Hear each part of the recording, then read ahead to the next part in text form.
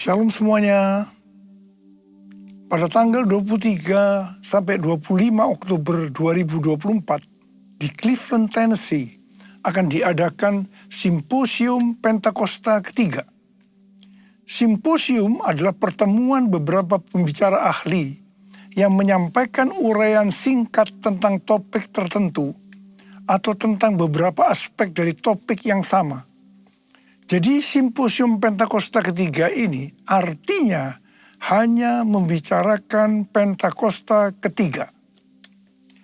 Acara ini diselenggarakan sebagai kolaborasi dari GBI Jalan Jenderal Gatot Subroto, Church of God yang diwakili Pentecostal Theological Seminary atau PTS, Lee University, dan North Cleveland Church of God, dan beberapa sinode Pentakostal lainnya. Bagi saya, hal ini merupakan suatu surprise, kejutan, mengingat selama ini banyak terjadi perdebatan mengenai Pentakosta ketiga, terutama di Indonesia. Hal ini memang sesuai dengan yang dikatakan oleh Tuhan Yesus dalam Yohanes 4 ayat 44, bahwa seorang nabi tidak dihormati di kampung halamannya sendiri. Wow. Mike Baker, Presiden Pentecostal Theological Seminary, bersaksi bahwa ketika pertama kali mendengar tentang Pentakosta ketiga, dia berkata, apaan tuh? Tapi tidak lama kemudian, Tuhan mentransformasi pikiran dan hatinya. Sehingga Mike Baker lah yang Tuhan pakai untuk menyelenggarakan Simposium Pentakosta ketiga. Saya sempat ditegur Tuhan, karena Mike Baker lebih berapi-api dibanding saya. Padahal saya yang Tuhan tunjuk sebagai messenger Pentakosta ketiga. Justru Simposium Pentakosta ketiga Tuhan tunjuk di Amerika. Sesuai dengan yang dinubuatkan oleh Cindy Jacob pada acara Empower 21 Asia tahun 2018 di SICC. Dia bernubuat bahwa gerakan Pentakosta ketiga ini dari timur ke barat dan akan kembali ke Yerusalem. Barat yang dimaksudkan adalah Amerika. Dari Amerika lah gerakan Pentakosta ketiga akan menyebar ke seluruh dunia. Jadi sekarang yang ada di Amerika tentang Pentakosta ketiga, selain dari Simposium Pentakosta ketiga adalah The Niko Nyoto Raharjo Chair for the Restoration of the Tabernacle of David yang didirikan oleh Pentecostal Theological Seminary. Ini merupakan cikal bakal Pentakosta ketiga. Dan yang kedua, plakat ketiga tentang Pentakosta ketiga yang terdapat di lobi asrama Niko Nyoto Raharjo Hall, Oral Roberts University di Tulsa, Oklahoma. Dan yang ketiga, Third Pentecost Azusa Street Prayer Tower di Los Angeles. Yang keempat, The Third Pentecost Channel di Spirit Network dari Pentecostal Theological Seminary. Dan yang kelima, sedang dikerjakan Niko Nyoto Raharjo Prayer Center di gedung pusat Church of God di Cleveland, Tennessee. Ini adalah menara doa pusat untuk Church of God. Church of God berusia 138 tahun dan berada di 194 negara dengan jumlah jemaat sekitar 8,3 juta orang. Ruangan yang dipakai adalah tempat yang biasa dipakai bersidang oleh Executive Council, yaitu Executive Committee dan Council of 18. Ini tempat yang bisa dikatakan eksklusif, tetapi sekarang dipersembahkan untuk menara doa. Pada waktu sidang Executive Council tanggal 18 September 2024 yang lalu, dalam rekaman saya diminta untuk berkata bahwa hari ini adalah hari yang berbahagia dan bersejarah. Karena hari ini ruang Executive Council dipakai untuk terakhir kalinya. Sebab selanjutnya akan dibuat Niko Nyoto Raharjo Prayer Center. Hari-hari ini Pentakosta ketiga sedang dicurahkan untuk menyelesaikan amanat agung. Api Pentakosta menyala, api Pentakosta menyala, api, api, api, api, api, api Pentakosta ketiga, api Pentakosta ketiga, api Pentakosta ketiga. Awal tahun 2009, Tuhan berbicara sangat serius kepada saya. Aku datang segera. Aku datang segera. Dengan gemetar saya bertanya, apa yang akan Tuhan kerjakan? Dan apa yang harus saya lakukan?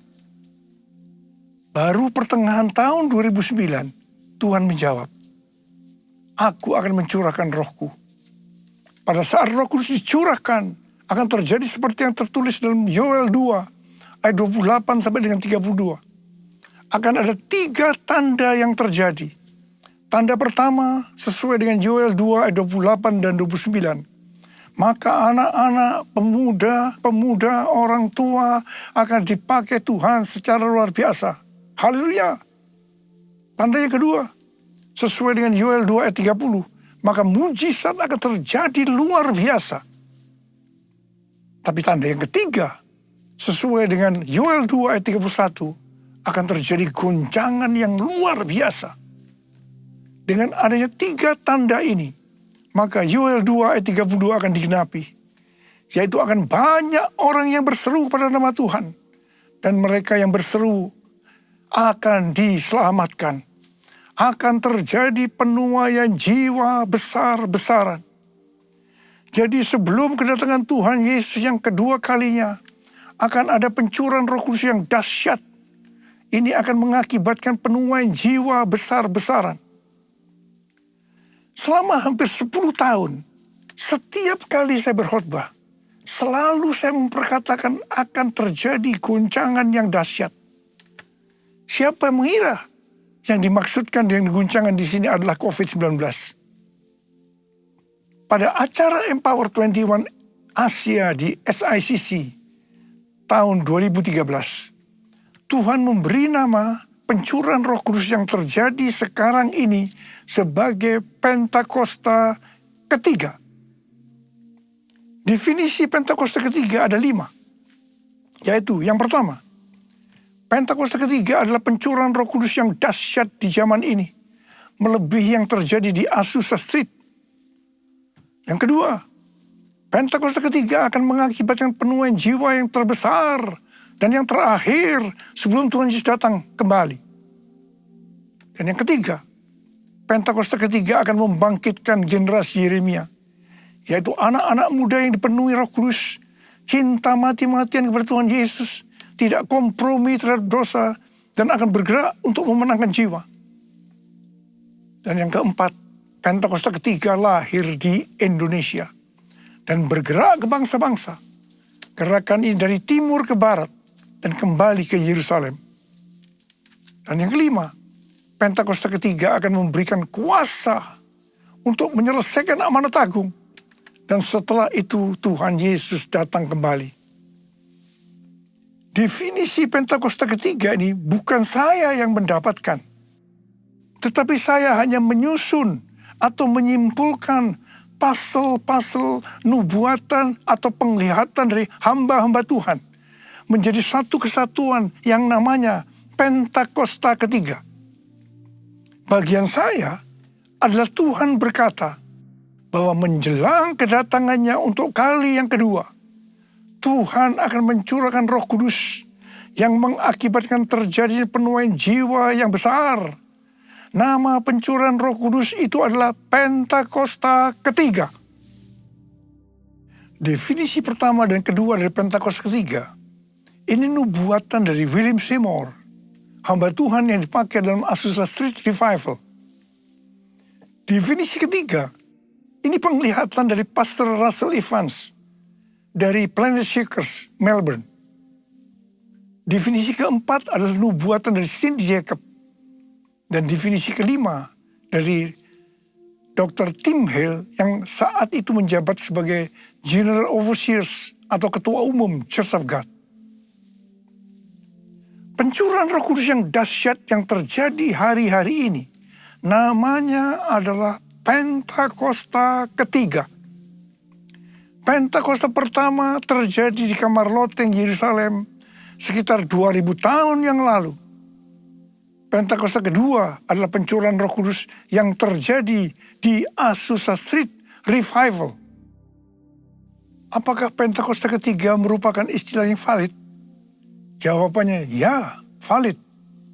Sebab sebelum muncul istilah Pentakosta ketiga, istilah Pentakosta pertama dan Pentakosta kedua telah disebutkan oleh para tokoh kegerakan Pentakosta. Dengan demikian, penyebutan istilah Pentakosta ketiga dapat dikatakan sudah ada pola yang mendahulunya. Selain itu, istilah ini juga sudah terkonfirmasi secara internasional. Itu sebabnya menolak Pentakosta ketiga berarti menolak Pentakosta kedua, berarti menolak keseluruhan peristiwa Pentakosta. Penggunaan istilah Pentakosta pertama dan Pentakosta kedua sudah pernah disebutkan oleh hamba-hamba Tuhan seperti John Fletcher, John Wesley, Frank Bartleman, David Wesley, Mylan, Frank Sherrington, dan lain-lain. Jesus, I believe in you. Jesus, I belong to you. You're the reason that I live, the reason that I sing. Jesus, I believe in you. Jesus, I belong to you. You're the reason that I live, the reason that I sing.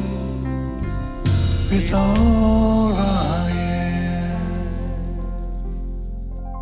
Ada banyak pertanyaan mengenai soal Pentakosta. Kalau ada Pentakosta pertama, kedua, dan ketiga, apa ada yang keempat, kelima, dan seterusnya? Ini jawabannya. Yang pertama, ada nubuatan William Seymour di tahun 1910 bahwa dalam 100 tahun yang akan datang akan ada kebangunan rohani lain seperti yang terjadi di Azusa, dan kemuliaan Shekinah akan kembali, dan kegerakan Allah tersebut akan lebih besar dan lebih luas dari yang terjadi di Azusa.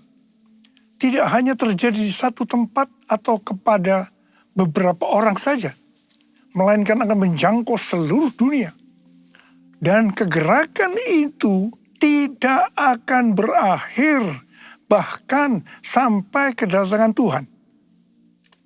Berdasarkan nubuatan ini, saya percaya bahwa Pentakosta ketiga adalah pencurahan Roh Kudus yang terakhir sebelum kedatangannya. Jadi tidak ada Pentakosta keempat, kelima, dan seterusnya.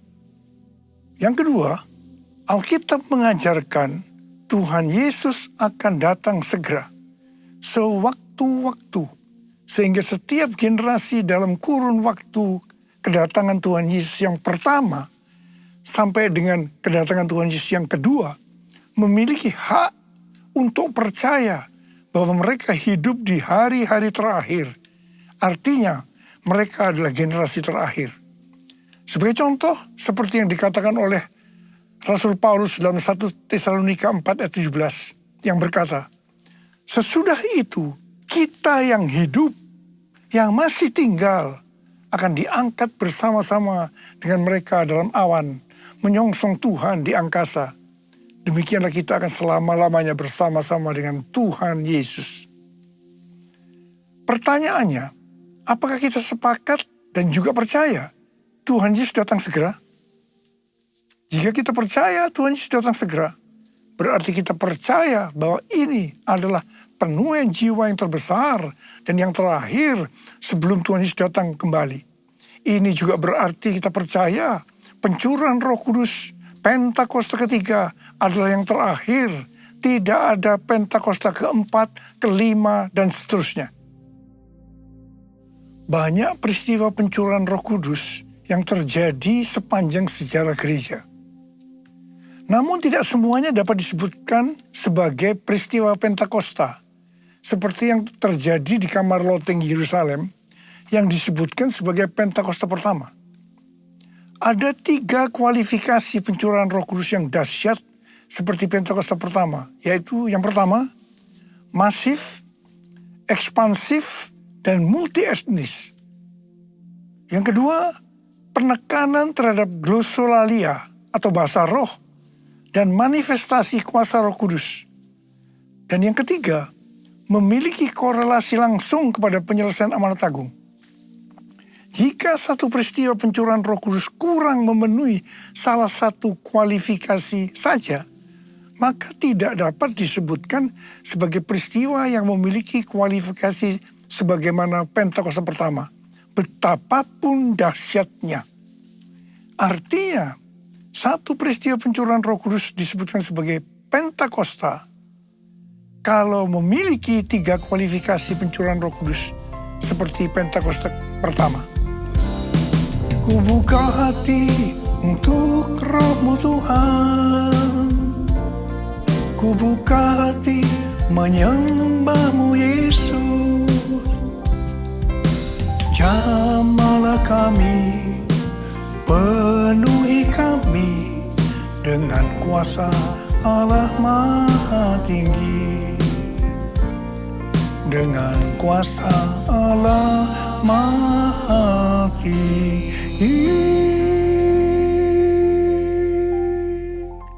Waktu Tuhan Yesus ditanya oleh murid-muridnya tentang tanda kedatangannya yang kedua kali dan tanda akhir zaman, Tuhan Yesus menjawab bahwa akan muncul Mesias-Mesias palsu yang memakai namaku, akan mendengar deru perang dan kabar tentang perang. Bangsa akan bangkit melawan bangsa, kerajaan melawan kerajaan. Akan ada kelaparan dan gempa bumi di berbagai tempat. Banyak orang percaya disiksa dan dibunuh oleh karena namaku. Banyak orang akan murtad dan mereka saling menyerahkan dan saling membenci. Banyak nabi palsu akan muncul menyesatkan banyak orang. Karena kedurhakaan makin bertambah, kasih kebanyakan orang akan menjadi dingin. Namun mereka yang bertahan sampai pada kesudahnya akan diselamatkan. Selain itu, Tuhan Yesus menjawab dari Matius 24 ayat 14 yang berkata, Injil kerajaan ini akan diberitakan di seluruh dunia menjadi kesaksian bagi semua bangsa. Sesudah itu barulah tiba kesudahannya.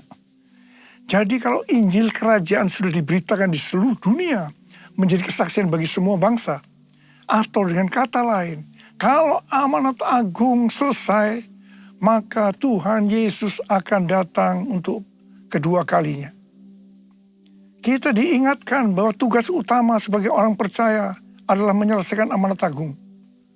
Hal itu sesuai dengan yang dikatakan oleh Tuhan Yesus kepada murid-muridnya sebelum naik ke sorga. Dalam Matius 28 ayat 19 dan 20. Karena itu pergilah, jadikanlah semua bangsa muridku, dan baptislah mereka dalam nama Bapa dan Anak dan Roh Kudus, dan ajarlah mereka melakukan segala sesuatu yang telah kuperintahkan kepadamu. Ketahuilah, aku menyertai kamu senantiasa sampai akhir zaman. Ini adalah amanat agung Tuhan Yesus. Untuk menyelesaikan amanat agung tidak bisa dengan kekuatan sendiri, tetapi hanya dengan kuasa Roh Kudus. Karena itu pesan terakhir Tuhan Yesus sebelum naik ke sorga kepada murid-muridnya, juga artinya kepada kita yang menjadi murid Kristus. Dalam Kisah Para Rasul 1 ayat 8 yang berkata, tetapi kamu akan menerima kuasa kalau Roh Kudus turun ke atas kamu, dan kamu akan menjadi saksiku di Yerusalem dan di seluruh Yudea dan Samaria dan sampai ke ujung bumi. Setelah itu Tuhan Yesus naik ke sorga. Setelah Tuhan Yesus naik ke sorga, maka 120 muridnya pergi ke Yerusalem dan berkumpul di kamar loteng. Mereka melakukan ini karena Tuhan Yesus yang menyuruh. Tuhan Yesus berkata, kamu jangan meninggalkan Yerusalem sebelum kamu diperlengkapi dengan kuasa dari tempat tinggi. Sebab Yohanes membaptis kamu dengan air, tetapi tak lama lagi kamu akan dibaptis dengan Roh Kudus. Apa yang mereka lakukan di kamar loteng?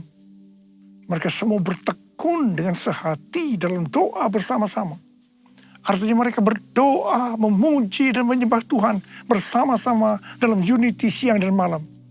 Ini prinsip menara doa. Ini prinsip restorasi Pondok Daud. Jadi untuk menantikan pencurahan Roh Kudus atau baptisan Roh Kudus yang kita sebutkan sebagai Pentakosta pertama, mereka melakukan ini. Gereja kita, GBI Jalan Jenderal Gatot Subroto, berumur 36 tahun. DNA yang Tuhan berikan adalah restorasi Pondok Daud. Kita tidak pernah memikirkan bahwa semua yang kita lakukan adalah untuk mempersiapkan pencurahan Roh Kudus Pentakosta ketiga. Selama 10 hari murid-murid Tuhan Yesus di kamar loteng, mereka berdoa, memuji dan menyembah Tuhan dalam unity siang dan malam. Dan pada hari yang ke-10, yaitu pada hari Pentakosta, Roh Kudus dicurahkan. Hal itu diawali dengan suara seperti tiupan angin keras. Kemudian tampaklah lidah-lidah seperti nyala api, hinggap kepada mereka masing-masing. Dan mereka dibaptis dengan Roh Kudus. Mereka mulai berkata-kata dalam bahasa-bahasa seperti yang diberikan oleh Roh Kudus untuk mengatakannya. Itu adalah bahasa roh. Peristiwa pencurahan Roh Kudus ini disebutkan sebagai Pentakosta pertama. Setelah itu murid-murid Tuhan Yesus dipakai secara luar biasa untuk melakukan amanat agung. Pentakosta pertama ini dahsyat. Mengapa? Sebab dalam waktu beberapa ratus tahun, 70% dari dunia yang dikenal waktu itu, yaitu yang berada di bawah kekaisaran Romawi, menjadi Kristen. Pertanyaannya, apakah amanat agung sudah selesai? Belum. Karena itu pada tahun 1906, kembali Roh Kudus dicurahkan di Azusa Street. William Seymour, seorang hamba Tuhan, dipakai secara luar biasa. Pencurahan Roh Kudus ini disebutkan sebagai Pentakosta kedua. Pentakosta kedua ini dahsyat. Mengapa? Karena menghasilkan gerakan Pentakosta dan karismatik. Ada sekitar 700 juta orang yang diberdayakan Roh Kudus hari-hari ini. Pertanyaannya, apakah amanat agung sudah selesai? Belum. Karena itu hari-hari ini Roh Kudus kembali dicurahkan. Pencurahan Roh Kudus ini disebutkan sebagai Pentakosta ketiga.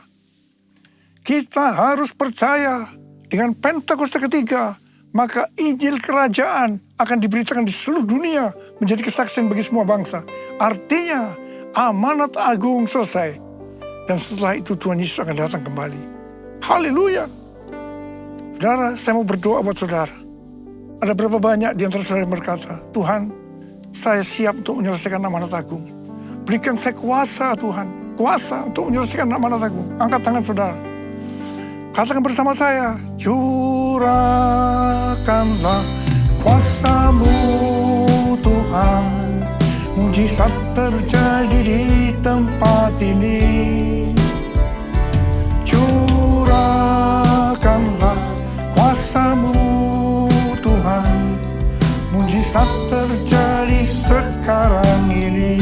Curahkan ya Tuhan, curahkanlah kuasa-Mu Tuhan. Mujizat terjadi di tempat ini. Curahkanlah kuasa-Mu Tuhan. Mujizat terjadi sekarang ini. Mujizat terjadi sekarang ini. Mujizat terjadi sekarang ini. Angkat tangan saudara. Yang sudah berbahasa roh saat ini. Oh, Tuhan, Tuhan curahkan kuasa-Mu. Urapi kami, terima. Oh, terima kasih Tuhan, terima kasih. Dalam nama Yesus, amin.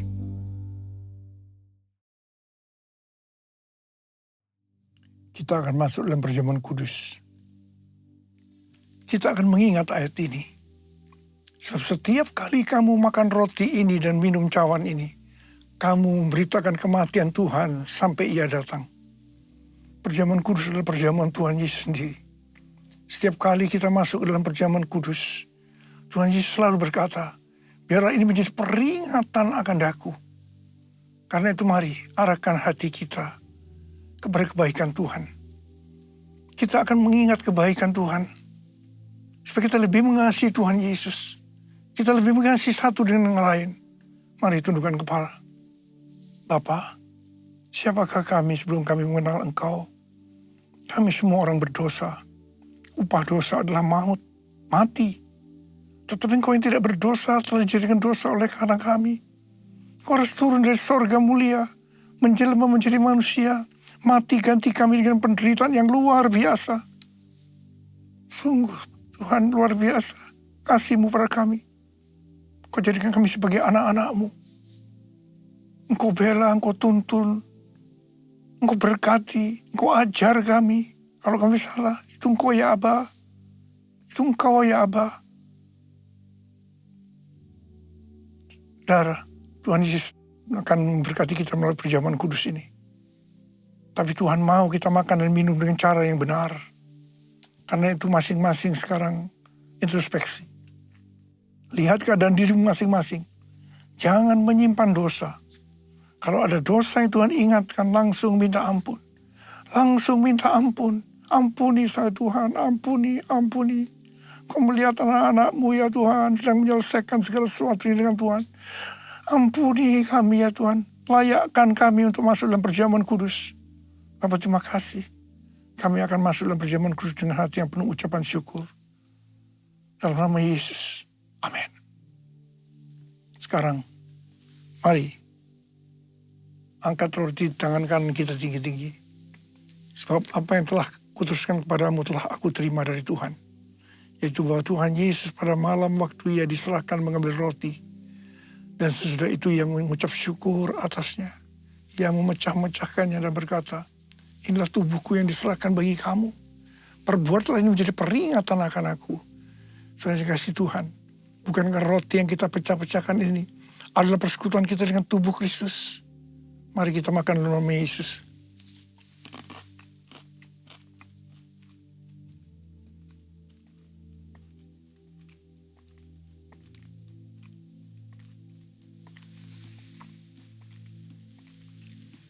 Angkat cawan di tangan kanan kita tinggi-tinggi.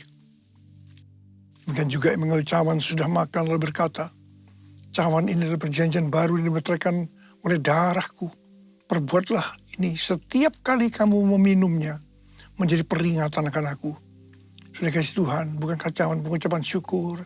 Yang atasnya kita ucapkan syukur adalah persekutuan kita dengan darah Yesus. Mari kita minum dalam nama Yesus.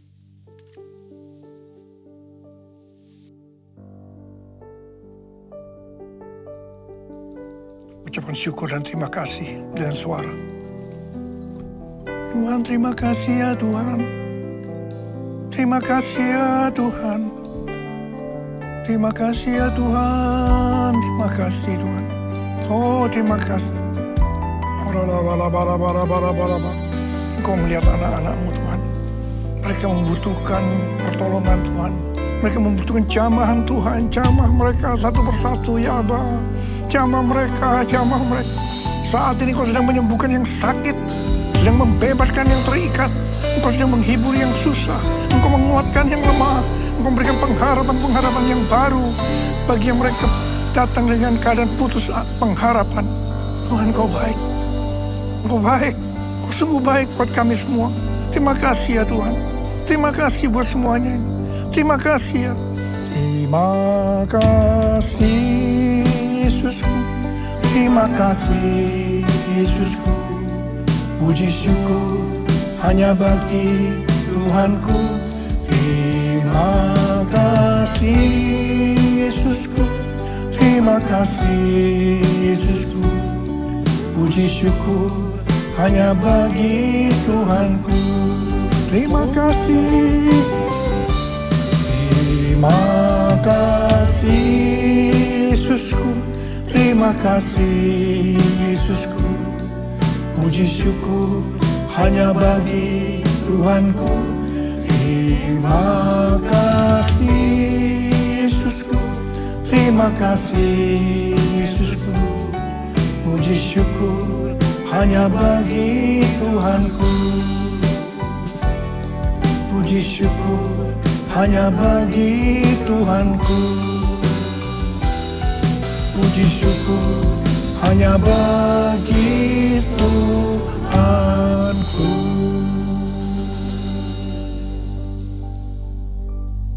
Mari angkat tangan kita di hadapan Tuhan. Terimalah berkat Tuhan. Kasih karunia berlimpah-limpah daripada Allah Bapa di dalam Anak yang tunggal Yesus Kristus. Persekutuan yang manis dengan Roh Kudus menyertai kita semua mulai hari ini sampai Tuhan Yesus datang menjemput kita di awan-awan dan bahkan sampai selama-lamanya. Yang percaya bersama-sama katakan amin.